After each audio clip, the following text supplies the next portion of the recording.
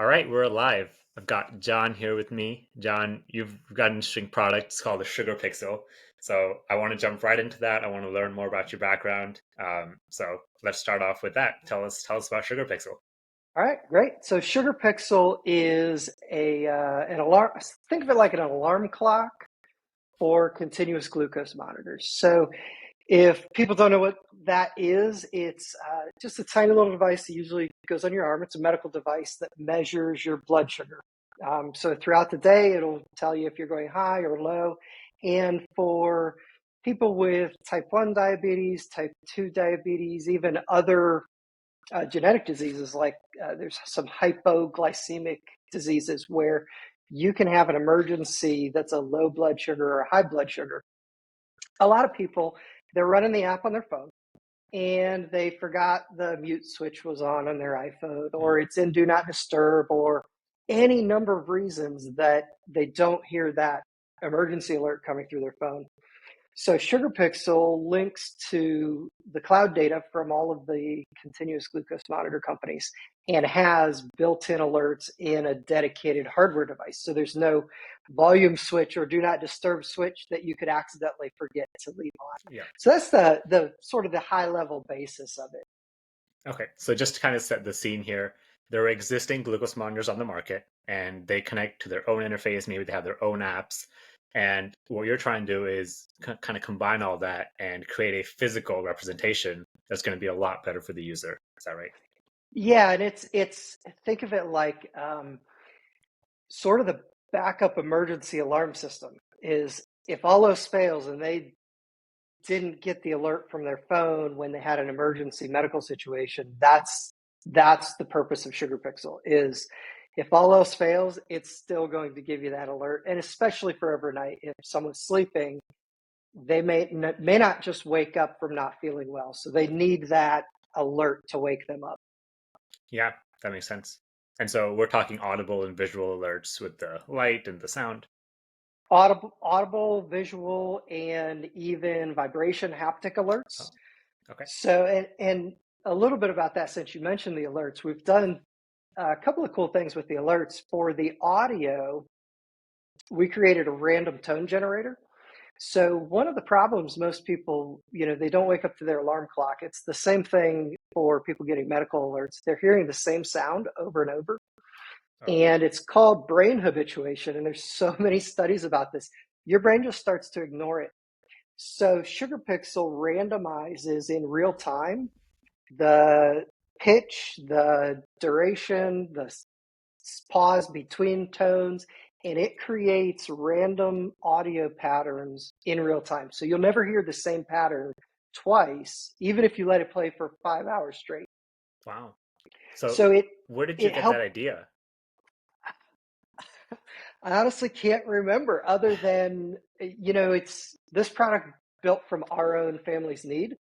So it was sort of I knew what we had was, eventually we'd sleep through it. So what are some of the things we could try and do other than just making it louder? What are some other things we can do? And we stumbled upon some clinical studies that were specifically talking about alerting, and that might have been where we first had the thought process. And then the second thing with the alerts, the vibration alert. So it's actually a little puck about this big, just attached to a cable that plugs into the back of the device. You put it underneath your pillow. So when you're sleeping, your head's compressed onto the pillow, and those vibrations go right through the back of your skull. Um, so it's sort of like the same type of thought Yeah. as your watch vibrating. And the vibration pattern is also randomized. So obviously there's no pitch, but the on off of the vibrations Yeah. randomly changes. And I'm sure everybody's had their phone in their pocket and thought it was vibrating, reached Yeah. down to, it's phantom Exactly. vibrations. So this helps stop that type of thing. Yeah. That's I'm sitting here a little bit astounded at the moment because like it is, in the grand scheme of things, it's a minor feature, but the fact that you've thought about it to the fact of like the research behind it. And just before this, I was reading a like psychological product design study, and they were talking about the Amber Alert system, which you and I both know is like just a dun, dun, really annoying. And there was some crazy to like 80% or something of people have become desensitized to that because it's always the exact same. And so you're like right on the money there with what you're trying to do. Have Yeah. your users commented specifically on that feature? Yeah. So on both of those, on the random audio and on the vibration.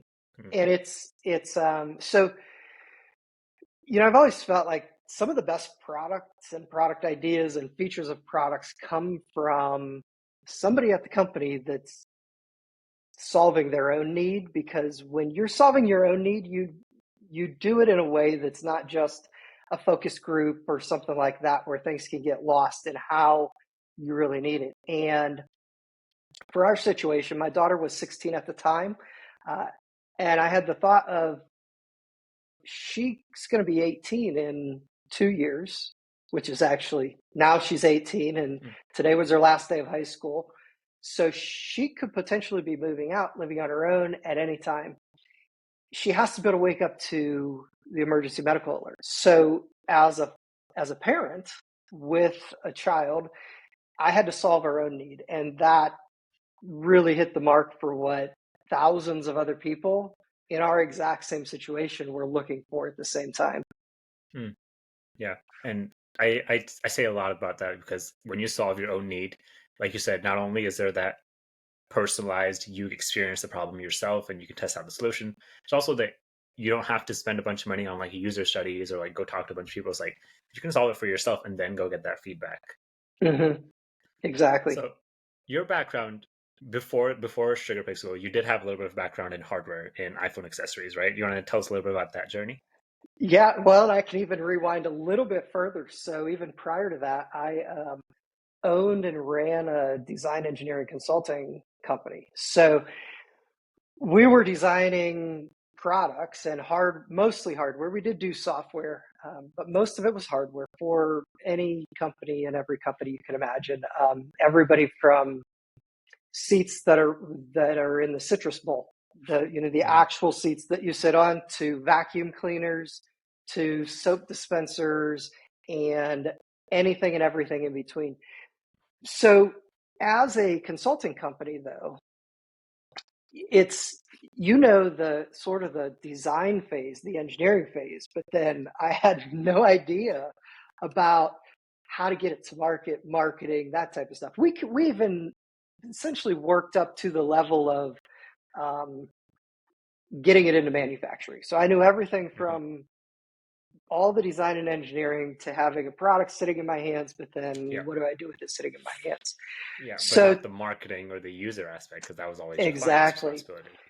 So then a little website comes along and starts getting popular called Kickstarter. And I had an idea for an iPhone cable that would be wrapped in several layers of steel so that it could be flexible still, because the steel kind of intertwined. So it'd be flexible, but also rigid enough that you could use it as an actual stand. So you have the cable sitting on your desk, coil it up and set your phone, and it holds your phone up in the air just off of the charge port. We launched that on Kickstarter. For a point of reference, when we launched, there was only a single $1 million project, and Pebble was currently live. So Okay. that's the Pebble, Yeah. essentially the first smartwatch. Yeah. Um, we didn't know what to expect, but it was an idea that I had that I thought was cool and wanted to have it on my desk and use it myself. And we threw it up and sort of accidentally started an a smartphone accessories company. So 30 days later, we raised right around $250,000 and Wow. launched a company. And That's this awesome. was when, yeah, and it was when most Kickstarter they were getting 10, 20, 30. Mm. I think at the time we were the 20 highest um, funded project. Now we're Oh, way down. That was 2012, so it's been okay. 12 years later. But that company just, and I attribute a lot of the startup success to Kickstarter, because it just exploded immediately. Everybody was writing about it, from Mac Rumors and iPhone Life magazine and New York Times. Everybody. Uh, And then that caused a bunch of distributors and retailers and resellers to start reaching out. So in Nice. very short order, in 2016, that company was named number 172 on the Inc. 500 fastest growing private companies in America list. So Nice. that was how fast that grew. And the reason this is important for Sugar Pixel is because by 2016, 4 years into that company, we were selling into every single country except for obviously like US embargoed countries, North Korea, things like that, and a handful of just the countries where like Apple doesn't even sell into, for Hmm. instance. So we were selling in 150 or so, 160 countries all over the world. We had about 50 different distributors. Um, Everywhere from, like we're in the US, so everywhere from Canada and the US all the way to India, South Africa, Namibia, Philippines, everywhere on the planet. And And at part this of point, that, yeah. sorry, at this point, was it still just the one product that your company had, which was this iPhone cable? No, we had, by the time we hit about 2016, I think we had probably about 10 different unique products. Now, some of them Okay. were um, Apple Lightning cable, Apple Lightning connector, micro USB, or USB-C. So it was the same sort of underlying product with different Okay. connectors on it. Okay. But we had a global network of people that we were having to work with, having to sell through, having to figure out import laws in various countries, logistics of shipping from a factory in China or Taiwan to Saudi Arabia, for instance. And there were Hmm. times where we would ship entire containers without ever seeing them and know that it got there and ended up on a store shelf. Um, That's at awesome. first, there's a little bit of this going on, but Yeah. but when you look at that background, when you're going to start something new in hardware, and that was a tremendous resource that we could draw on because we already had a global supply chain, global logistics. So we now knew everything to be able to, as soon as we had a prototype, start getting it manufactured without any delay. Hmm. And then as soon as it was manufactured, know the best ways to ship it all over the world. Know that, if you ship from this country to this other country, it's going to be 12% versus 20% VAT or GST or all of those types Hmm. of things, went a long way to help us launch Sugar Pixel much faster than we would have otherwise. Yeah, you kind of had that infrastructure and network already established from your first company. So I want to kind of unpack. You went from being, the engineering design agency owner, and then to now selling to 150, 160 countries. How did you actually learn that? Like, was it a bunch of Googling? Were you reaching out to people? It was mostly Google. Yes, so Google knows everything. You just might have to read, the first 5 pages of search to figure out the answer. Although these days, I'd encourage anybody else that's listening to this, if they're in a situation of trying to learn that, start on ChatGPT Hmm. and ask the question there because the AI has already read the first 100 pages of the search results, so Yeah. it's going to give you the summary of all of those. But it was a lot of Googling, searching, at times calling people. The first time, so one of the places we sold to was it's called Saudi Company for Hardware. It's actually Ace Hardware in Saudi Arabia, Okay. but there's apparently a law that uh, no company can be named higher than the king.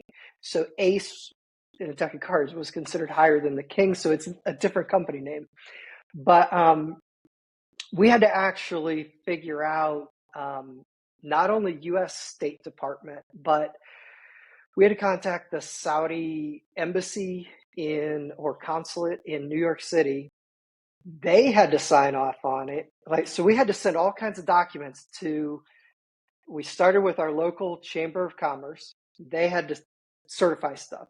Then we had to take those documents to the U.S. State Department Commerce Division.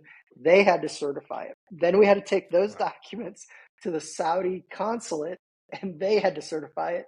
Then we had to FedEx those documents to Hong Kong so that they could actually the physical hard copies be put Oh, in with the shipment for when it arrived in Riyadh.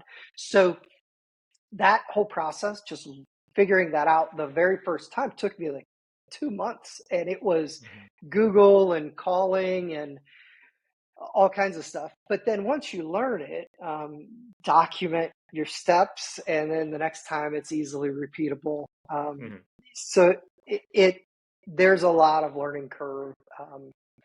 For us, the biggest, because I had the design and engineering, so many years of that background, the learning curve wasn't the actual product. It was mhm. everything after the product. It was the Yeah, shipping and the importing and those types of things. yeah. So one question there: what gave you 2 months is a lot of time to like spend digging through all this to sell something in a different country. What gave you the conviction that your product would sell in those countries? Did you see demand already at that point? They they called us and wanted to place a Uh, massive order that was, I think, two full shipping containers worth of iPhone cables, wow. which is a whole lot of iPhone cables. So the Ace hardware in Saudi Arabia is not the Ace hardware that like we see in the US. It's like an IKEA slapped on the side of a Home Depot. That's how big these stores are. They're mall Wow. size almost. And like I think there were 60 registers. So it's a destination store where sort of like today in the US you'd say, well, do you want to sell in Walmart and have your product in every single checkout line of every single Walmart in the country? Most people would say, yeah, obviously, Yeah.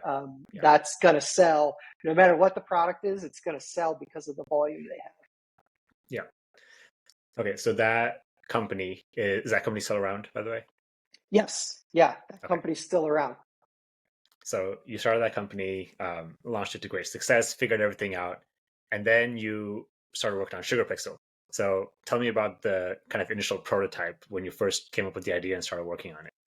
So the initial prototype, what was, I bought several DIY kits, other products. Like there's there's nothing in the medical field like what we make that has all these types of features, but there's people that have made alarm clocks or Hmm. little pixel displays that scroll your um, Instagram tags Yeah. or whatever. There's products like that. So I bought a bunch of those, just started ripping them apart, and bought two or three Arduino dev boards, not necessarily Arduino, but Arduino, ESP32, etc. And literally just started putting simple code in Arduino IDE to try and figure it out. And the first Hmm. code was literally like, how do I figure out how to make this LED panel show, say hello? It was Yeah. literally a hello world type of thing. And so the very first actual full prototype was ESP32 dev board stuffed inside a 3D printed housing that I made with the LED panel that I ripped out of another product. Everything was wired with jumper cables inside, and it was a fire hazard waiting to happen. I mean, it had probably half a mile of jumper cables all over the place, stuffed inside this housing. Yeah. Um, so that was actually a fully functional unit, though, like from a software sorry, firmware. Sorry, my dog in the background. That's okay. From a firmware standpoint, we had the base, sort of the MVP, minimum viable product, figured out, Mhm. and it was just sort of at that point figuring out how to make the electronics then that weren't hand soldered stuff Yeah. all crammed inside a case. Yeah. So Was this at this point? Was this just you kind of tinkering in at home, building this yourself? It Okay, in my house. Yeah, that's it was awesome. just it was tinkering with it every day, trying to get it working. And once I sort of had that final thing and started thinking through how to now take it into production, we have there's a local business acquaintance that I've known for years that was also formerly Kickstarter. That's a circuit board fabrication house, and they're literally in Cleveland, Ohio, right around the corner from us, that has full pick and place circuit board machines and everything. So Yeah. we contacted them to assist with production circuit boards. We were ordering components from, by this time we'd found actual suppliers, not just Okay. ripping apart other products. So we found suppliers of all the other components, and there's not really a ton of components. It's circuit board, a speaker, the LED panel, a button, and housing, and then Hmm. obviously like a USB wall plug and stuff like that. Hmm. But the so we had all the components sourced except for the housing. And I was sort of in the same situation I was in when I launched Fuse Chicken with the iPhone cables. Is I can go build an injection mold, but it's going to cost 10, 20, 30, 40,000. Yeah. So we launched the product not knowing if it was going to be like something that everybody needed and we'd sell a lot of them versus sell five. We were 3D printing all of the housings ourselves. At what So, quantities are we talking? so at right when we built our injection molds probably 4 months, 5 months after we launched, maybe six even. And when we built the injection molds, I had four Creality Ender V2s running and three Soval dual head printers that Okay. so the Sovals essentially were the equivalent of two Enders at the same Hmm. time. So I had 7, 8, 9, something like that, Yeah. all running 24 hours a day. And the entire set, yeah, I spent so much time in Cura tweaking the tiniest little details to see if it would be like shave off 5 minutes, 5 more minutes, Hmm. because I had to get the timing such that I could start one right before I went to bed and it would be finished right when I woke up. So Hmm.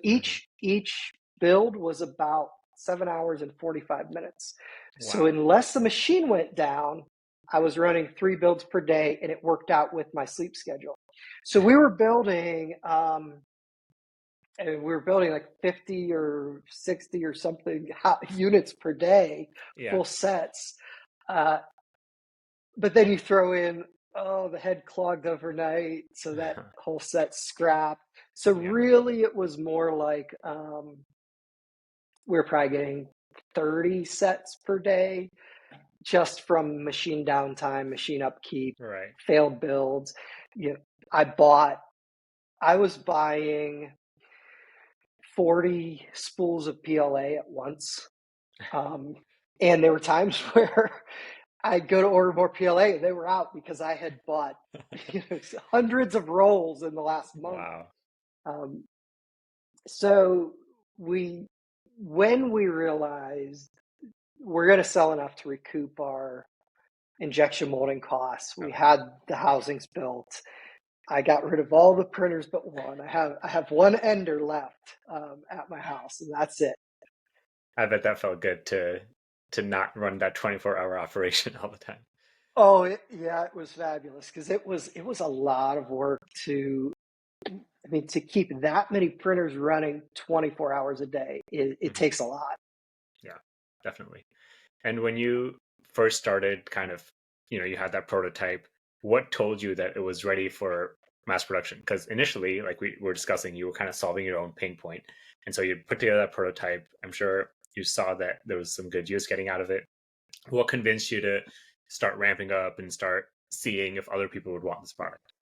So we took an interesting approach of for sales in that we launched without having any built other than finished production samples. So we knew production was spot on and we can just flip the switch and start building them.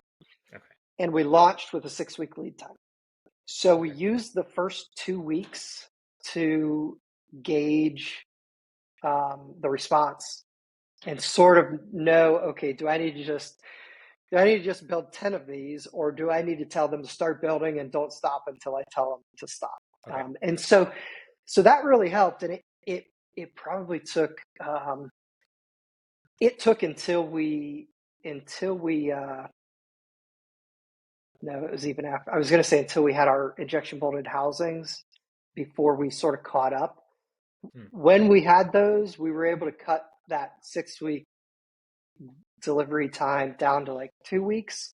Okay. But there were still times where we would be short of stock or whatever. So we launched a second factory. Actually, we build half here in the US at the local factory down the street, and we build half at a Taiwan factory that's actually the same company that I've worked with for the last 12 years for iPhone Okay. products. So it Nice. was a company that I had a long-standing relationship with and could easily, I already knew they were qualified to do it. There Mm-hmm. wasn't going to be any issues. So we were able to get them up and running pretty quick. But that was probably about a whole year after we launched before we had the second factory up. And it Wow. took until then to really be completely caught up with the Yeah. demand that we had. How did you create that demand? Was it like running paid ads? It is now. We do run paid Facebook ads now, but at launch, I posted two Facebook posts. Okay. Now we're talking about a medical community, and it's Yes. in the 330 million people that live in the U.S. There are like 1.5 million people with type 1 diabetes, which is the Right. primary target for this. That's where they have to take insulin 24 hours a day, and they have to monitor their blood sugar flows. So you're talking about, compared to the total population, a relatively small group of people. And when you look at some of the Facebook groups, there's 30, 50, 70,000 people in some of these Facebook groups Oh. just of that community. So you're literally, one Facebook group reaches like 5% of the entire demographic for the Yeah. US market. So I did 2 Facebook posts, and I've never been involved in something that went viral before. Like this was my iPhone products, I wouldn't call it that because all of our push came from the press. Okay. The press just, at the time, they would write about anything related to Kickstarter because it Hmm. wasn't oversaturated yet. Yeah. So the press drove that. But what happened was I did 2 Facebook posts. People started buying it. As soon as people started getting it in their hands, they started posting about it. And I could not do any marketing for an entire year ourselves because we could barely keep up with the demand from our users posting after they received it. Yep. You did it. You found your loyal fans. That's awesome. I bet that gave you a lot of validation too in this product that you built. And I mean, how was that experience going viral for the first time? It's pretty cool. And the best part about it, and the best part about this whole company is it's polar opposite of what Fuse Chicken was. So Fuse Chicken, we're making not just consumer products, we're making consumer tech. And it's a cutthroat world from retailers, distributors, and it's sort of showed me, like, the 12 years of that company sort of showed me like the worst parts of corporate greed and things like that. Mm. Now you flip to Sugar Pixel, and we're literally making a product that saves people's lives, that it's waking them up where nothing else had woken them up for a medical emergency. And more so than the biggest sort of feeling I get from the whole company is just the fact that we're able to help as many people as we've been able to. Yeah, that's awesome. I bet your daughter is really proud of you for doing that. Yeah, she's been part of it. She's been part of it since the beginning too. So she's come to some of the trade shows and stood at the booth and conferences and things like that too. That's so cool. I love that story. So roadmap then, looking ahead, when we talked earlier, you said that you kind of focused on the Sugar Pixel because that's been your bestseller and you've like dabbled in other stuff. What's the future of the company, of the product, and where do you see it going in the next 5, 10 years? Yeah. So we have other products already prototyped, like literally sitting on the shelf, and I can't bring myself to manufacture them because um, I look at it and I think, well, is this is it just going to divert our focus?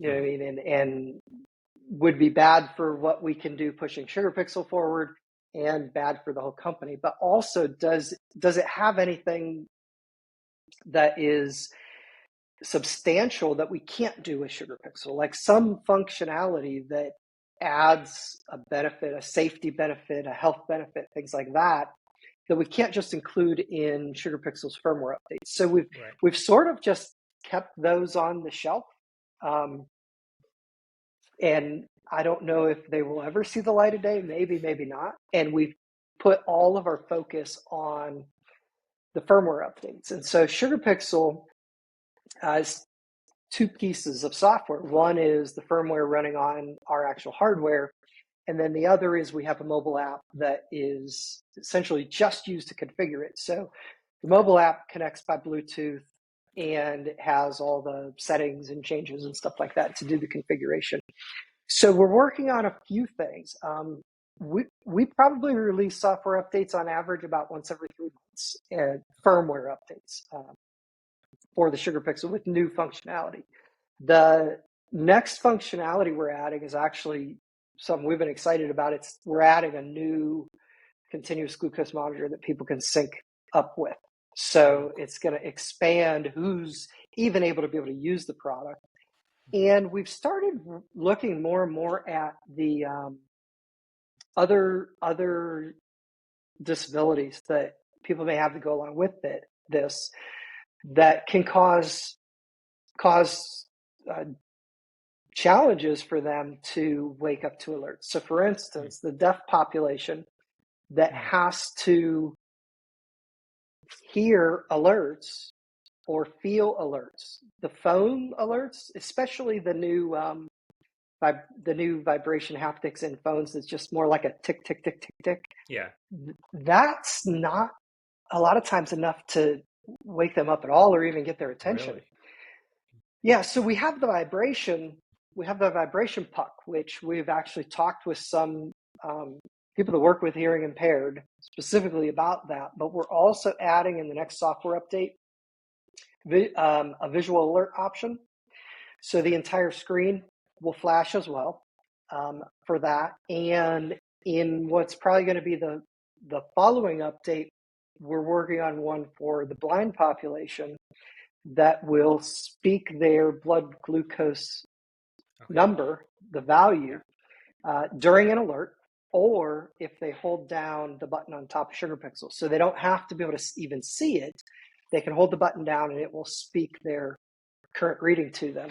So Yeah. we're trying to look at sort of the full population that has a need for this, Mhm. more so than just my own family. My own family doesn't necessarily need some of these features, but Yeah. um, I know that now that there's other families that do. Yeah. I love that you're kind of integrating everything into this ecosystem and you're not kind of being like, what else can I sell to these people? But you're like, what are some of the other things these people need help with and how can I help them with that? I think that's very, very commendable. Thank you. Um, Thank you. I guess to close off, any challenges that you're facing right now, anything that maybe you want to brainstorm about, or things that you're wondering, what could, the audience or anyone else listening to this, what could they help you with? Oh boy, that's a loaded question. Um, I mean, every day is a challenge from something or another, whether it be, you know, trying to find a bug in the new software updates you're making, or hardware delays. We had a delay of our board panels coming into our Ohio warehouse, and so we're scrambling to ship units all over the world from Taiwan instead of having them here. There's the one thing that, if any of your listeners want to reach out about, we are, and this is the first time I'm telling this feature idea publicly. So um, we had an idea for a feature that I think will be potentially game changing for, especially people that use our product that live alone, or uh, college and young adult age children living on their own for the first time, and then they're moving away from their parents' house for the first time. And it's a way to manually trigger an alert at the other person's on another person's sugar pixel. So for Oh, instance, cool. mom at home sees that her kid who's at college has an emergency low blood sugar value. The kid's not answering their phone. Mm-hmm. Mom can hold down the button on top of her sugar pixel, and the sugar pixel 1,000 miles away in the kid's college room will start alerting full full volume everything Mm-hmm. without needing any other details. Mm-hmm. So we're pretty excited about that functionality, but it's so far our server side infrastructure is essentially just a CDN for some of like the update files and stuff like that. So Right. If you're using BLE on it's the just app. it's file storage for Mm-hmm. like the firmware update files, where the app is doing all the configuration directly over Bluetooth. So this we've just started looking into MQTT, WebSockets, et cetera, and we're kind of not exactly sure which way is the best approach to take with that. Mm-hmm. But that's an interesting new feature we have on the roadmap. It might be a little while because it's our first time really building out a back-end infrastructure to handle stuff from individual sugar pixels. Yeah, especially because like the phone app is doing everything right now, so you've been able to stay away from having the whole backend. But the feature that you're thinking about, which I think is a very kind of critical feature, like it creates a new means of alert, new means of communication that doesn't depend on cell phone or anything else. And having that backend also opens up a whole world of other possibilities. So many other things that you can do now. Sugar It pixels can talk to each other. Yeah, it really does. Just having the ability to have something up in the cloud where they can go communicate through and Yeah. with, I think is going to quickly expand some other feature ideas Mm-hmm. that we currently maybe didn't even think of because we don't Mm-hmm. have a server on it. Yeah, yeah. The Sugar Pixel, so ESP32, you're using the BLE Wi-Fi chip, so you've got the Wi-Fi connection and stuff already, right? Hmm. Okay, got it. Yeah, and And that's how the unit operates. So when they connect okay, with the app over BLE, they just pick their home Wi-Fi network, type in the yeah, Wi-Fi password, and then the Sugar Pixel runs autonomously over their home Wi-Fi after okay, okay, yeah, cool. Well, all the best to you with that. I really appreciate you sitting down with me and having this chat. It was super enlightening, and I love that you've taught me a lot about this niche that I know nothing about. And Yeah. it's great that you've seen success there. It's great that you've helped so many people. So kudos to you, John, and good luck with everything. Thank you, and thanks for having me.